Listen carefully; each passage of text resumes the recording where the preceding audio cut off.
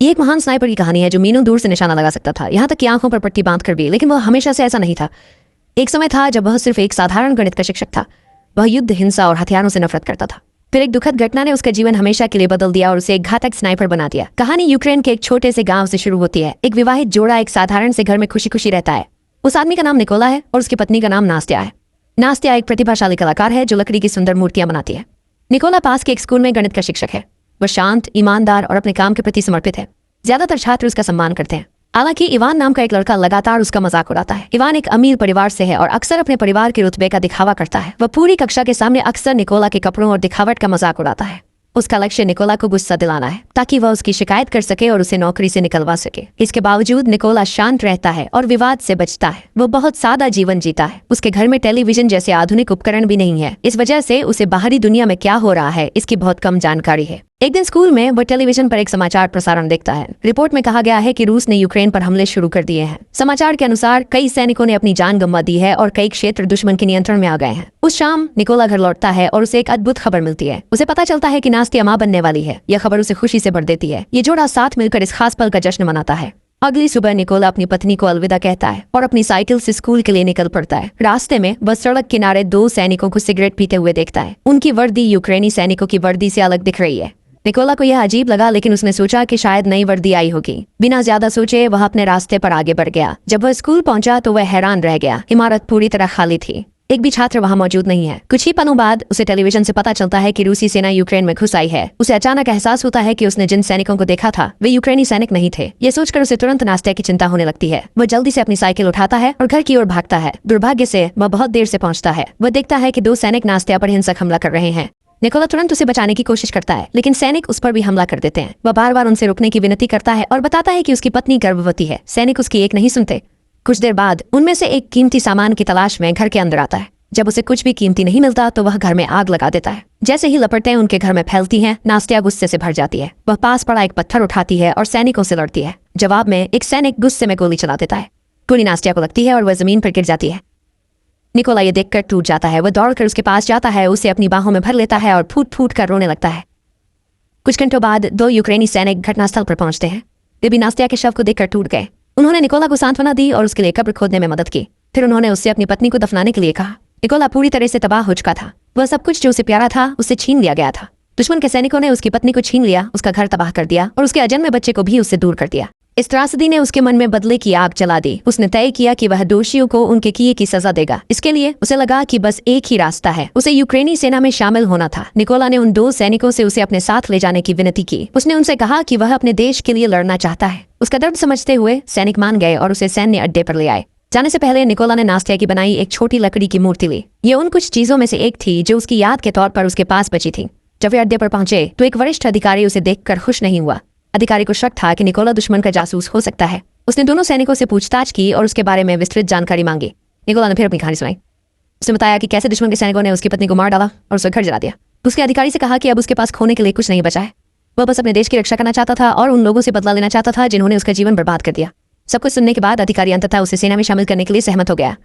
अगले दिन निकोला का सैन्य प्रशिक्षण शुरू हुआ। प्रशिक्षण उसके लिए बेहद कठिन था। आखिरकार उसने अपना अधिकांश जीवन एक गणित शिक्षक के रूप में बिताया था।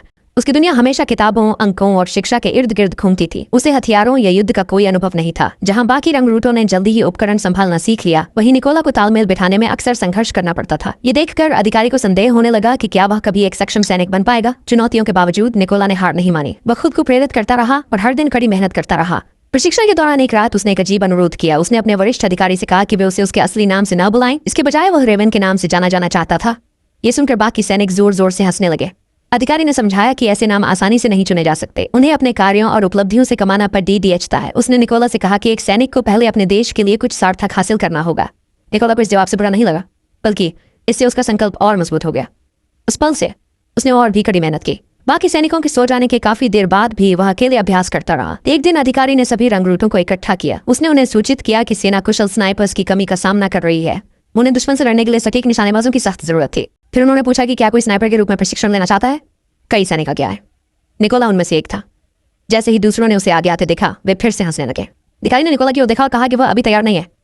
उन्होंने समझाया कि निकोला को अभी भी हथियार चलाने के बुनियादी तौर तरीकों में संघर्ष करना पड़ते रहता है। उनकी राय में स्नाइपर बनना निकोला की मौजूदा क्षमताओं से कहीं परे था। हालांकि निकोला पीछे हटने को तैयार नहीं था। आत्मविश्वास के साथ उसने घोषणा की कि वह एक बेहतरीन स्नाइपर बन सकता है।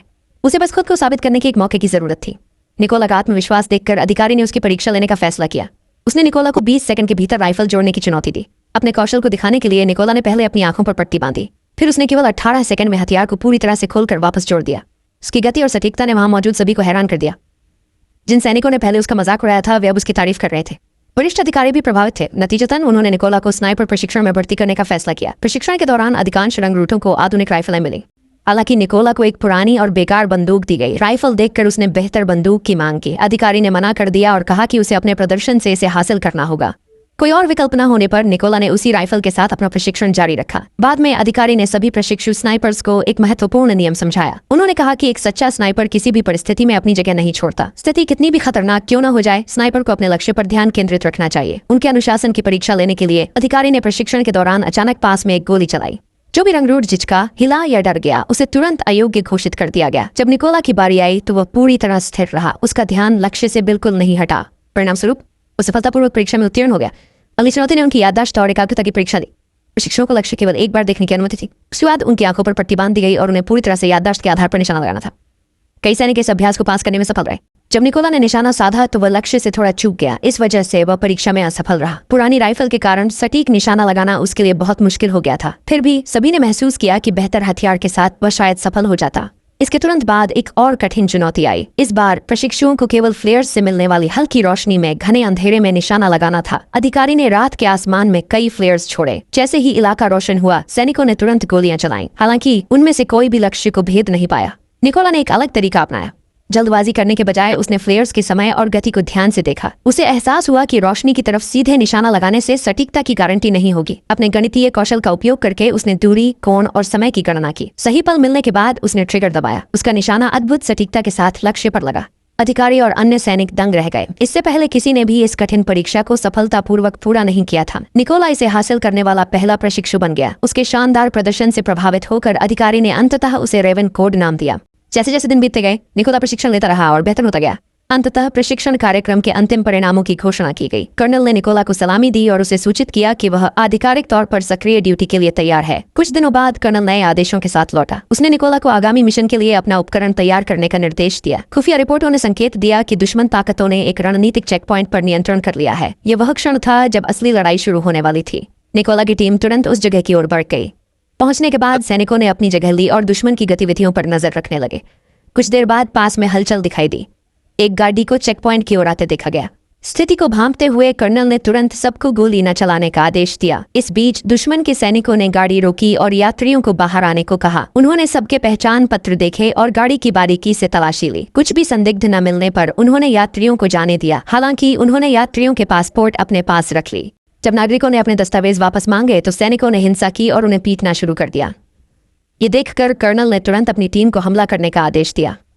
कुछ ही सेकंड में स्नाइपर्स ने एक साथ गोलीबारी शुरू कर दी।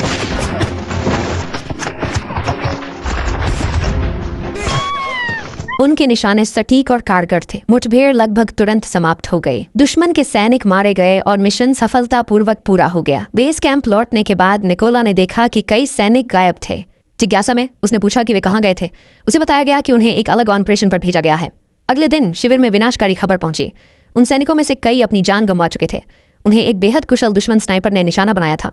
उस स्नाइपर को सिरी के नाम से जाना जाता था और वह दुश्मन सेना के सबसे खतरनाक निशानेबाजों में से एक माना जाता था। कुछ दिनों बाद निकोला और उसकी टीम को एक और काम सौंपा गया। वे निर्धारित क्षेत्र में गए और पूरे इलाके में बारूदी सुरंगें बिछा दी। तैयारी पूरी होने के बाद सैनिक अपनी जगह पर तैनात हो गए और इंतजार करने लगे। कुछ ही देर बाद दुश्मन के सैनिक वहां आ पहुंचे। जैसे ही निकोला ने उन्हें देखा, वह एक चेहरा पहचान कर हैरान रह गया। वह इवान था, वही छात्र जो स्कूल में उसका मजाक उड़ाया करता था। अब इवान दुश्मन सेना के साथ काम कर रहा था। जब कर्नल ने हमला करने का आदेश दिया तो निकोला एक पल के लिए हिचकिचाया। अपने पूर्व छात्र की जान लेने का विचार उस पर भारी पड़ रहा था। हालांकि उसने जल्दी ही खुद को संभाल लिया। सैनिकों पर सीधा निशाना साधने के बजाय उसने इलाके में छिपे विस्फोटकों पर निशाना साधा। उसकी गोली ने एक जोरदार धमाका कर दिया। विस्फोट ने इवान समेत दुश्मन सेना का सफाया कर दिया। ऑपरेशन के बाद कर्नल ने निकोला से बात की। उन्होंने पूछा कि उसने गोली चलाने से पहले हिचकिचाहट क्यों दिखाई। तब निकोला ने स्थिति स्पष्ट की। उसने बताया कि दुश्मन सैनिकों में से एक कभी उसका छात्र रह चुका था। उस रिश्ते की वजह से उसे ट्रिगर दबाने में मुश्किल हुई। कर्नल ने जवाब देने से पहले ध्यान से सुना। उन्होंने निकोला को याद दिलाया कि इवान अब छात्र नहीं रहा, वे अब दुश्मन की तरफ से लौटने वाला एक सैनिक था। कर्नल ने समझाया कि व्यक्तिगत भावनाएं सैन्य फैसलों के बीच नहीं आ सकती।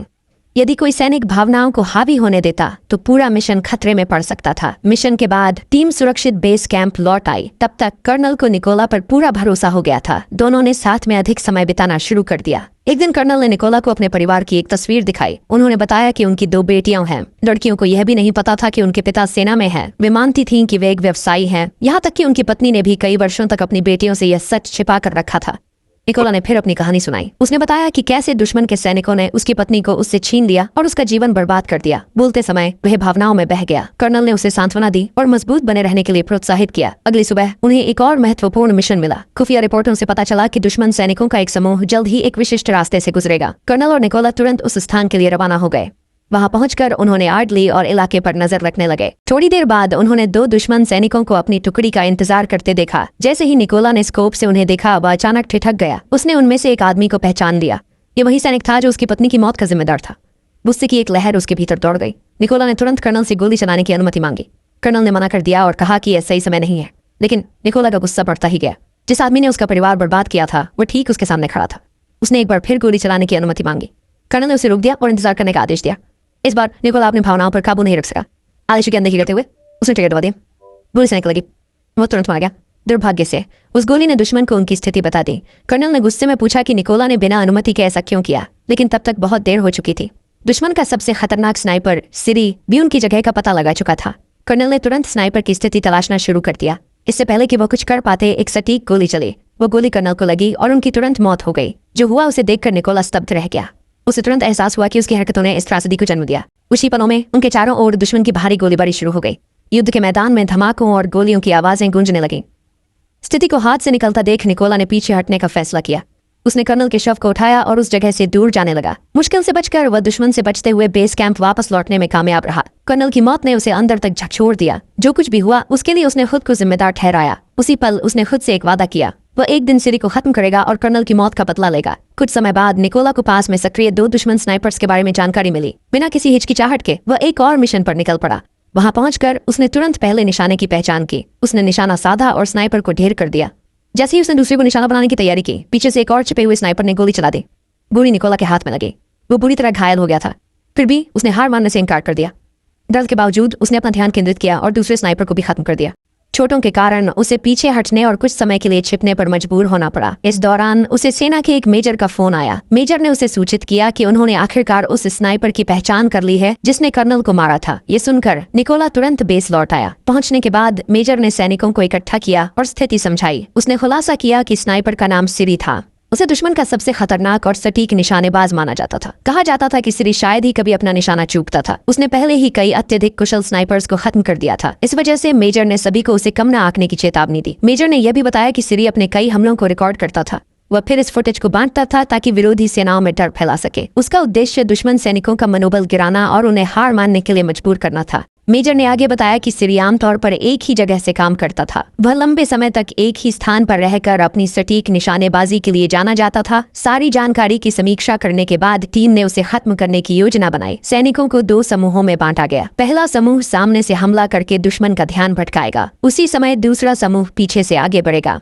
इस अफरा तफरी के दौरान निकोला इमारत में दाखिल होगा और सिरी को ढूंढेगा। एक बार उसे ढूंढ लेने के बाद वह उसे खत्म कर देगा। रणनीति तय होने के बाद सैनिक मिशन पर निकल पड़े। जब वे उस जगह पहुंचे तो हर स्नाइपर अपनी स्थिति पर तैनात हो गया। इस बीच निकोला चुपचाप इमारत में दाखिल हुआ। अंदर घुसते ही उसने 2 दुश्मन सैनिकों को बातें करते देखा। बिना किसी हिचकिचाहट के उसने उन दोनों को खत्म कर दिया और आगे बढ़ गया। योजना के अनुसार उसने अपनी टीम को संकेत भेजा। संकेत मिलते ही बाहर मौजूद स्नाइपर्स ने गोलीबारी शुरू कर दी। कुछ ही देर में सामने दिख रहे सभी दुश्मन सैनिक ढेर हो गए। इस बीच सिरी ने देखा कि उसके आदमी अब कोई जवाब नहीं दे रहे थे। उसे तुरंत एहसास हो गया कि कुछ गड़बड़ है। वह दौड़कर छत पर गया जहां उसका एक स्नाइपर तैनात था। हालांकि जब वह पहुंचा तो उसने पाया कि स्नाइपर वहां से जा चुका था। उसी पल उसे एहसास हुआ कि दुश्मन की सेना ने इलाके को घेर लिया है। सिरी ने तुरंत अपने बेस से संपर्क किया और तत्काल सहायता मांगी। उसे बताया गया कि कुमुक 10 मिनट के भीतर पहुंच जाएगी। बिना समय बर्बाद किए वह अपनी जगह पर लौटा और घुसपैठिए की तलाश शुरू कर दी। अचानक उसने पास में एक छोटी लकड़ी की मूर्ति देखी। ये वही निशानी थी जिसे निकोला हमेशा अपने साथ रखता था। वह मूर्ति उसकी पत्नी की आखिरी याद थी। सिरी कुछ समझ पाता उससे पहले ही निकोला ने हमला कर दिया। दोनों के बीच एक भीषण संघर्ष शुरू हो गया। अंत में निकोला भारी पड़ डिढ़ा और उसने सिरी को खत्म कर दिया। मुठभेड़ की आवाज ने इमारत के अंदर मौजूद एक और दुश्मन स्नाइपर को सतर्क कर दिया। स्नाइपर के कुछ कर पाने से पहले निकोला ने उसकी दिशा में एक ग्रेनेड फेंक दिया। धमाके ने अंदर बचे आखिरी दुश्मन को भी खत्म कर दिया। कुछ ही पलों बाद दुश्मन की कुमुक इमारत पर पहुंच गई। उन्हें अंदाजा भी नहीं था कि सिरी पहले ही हार चुका था। सैनिकों ने रेडियो के जरिए उससे संपर्क करने की कोशिश की। इसके बजाय निकोला ने जवाब दिया। उसने उन्हें चेतावनी दी कि उनमें से कोई भी यहाँ से सुरक्षित नहीं निकल पाएगा। तुरंत बाद उसने गाड़ी के ड्राइवर पर गोली चला दी। अचानक हुए हमले से सैनिकों में अफरा तफरी मच गई। वे जल्दी से ट्रक से कूदे और चारों ओर फैल गए। उन्हें इस बात का एहसास नहीं था कि वे सीधे एक जाल में फंस गए थे। इलाके में छिपे यूक्रेनी स्नाइपर्स ने कई जगहों से गोलीबारी शुरू कर दी। एक एक करके दुश्मन के सैनिक मारे गए। कुछ दिनों बाद निकोला अपनी पत्नी की कब्र पर गया। वह वहां चुपचाप खड़ा रहा और जो कुछ हुआ था उस पर विचार करने लगा। आखिरकार उसे लगा कि उसने वह मिशन पूरा कर लिया है जिसने उसे इतने लंबे समय से प्रेरित किया था। उसका जीवन बर्बाद करने वाले लोग अब नहीं रहे। उसने कर्नल की मौत का बदला भी ले लिया था। कब्र के सामने खड़े होकर उसने एक आखिरी वादा किया। उसने कसम खाई कि वह जीवन भर अपने देश की सेवा करता रहेगा। इसके साथ ही वह मुड़ा और चला गया। कहानी यहीं समाप्त होती है।